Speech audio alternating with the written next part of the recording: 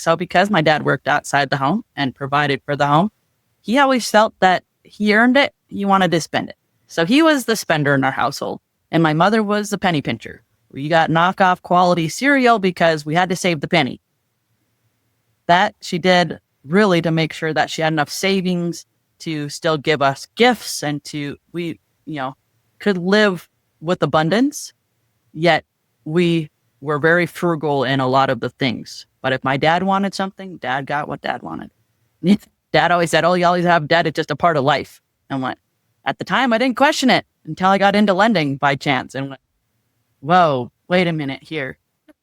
There is a better way to do your money, to do your debt. There's a time and a place for it. But it would have been better to get the side of my mother versus the spender like my father. So I had to go through a lot of those things that I was trained on. And I actually coach a lot with that too, helping people understand 95% of what you do are habits. And these habits are starting to be trained long before you know you're being trained. And I had to learn that and not feel so guilty about what I was doing, because what I realized is it was just how I was trained. And so I had to take a step back and go, well, how can I retrain my brain to do this better? I didn't have to get everything financed, because then what happened is when life would happen in a major way, you just ended up piling on more debt instead of getting out of it.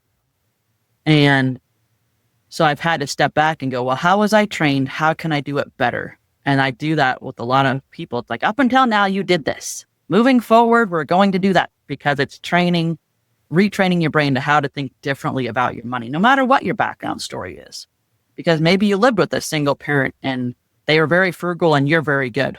But what I've noticed working with a lot of couples is and even with my own boys, had the same lessons, the same conversations.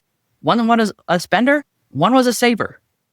So it's understanding that there's value in both. There's understanding in both, because you can't just save so much that you don't live either. So you have to find that balance between the two.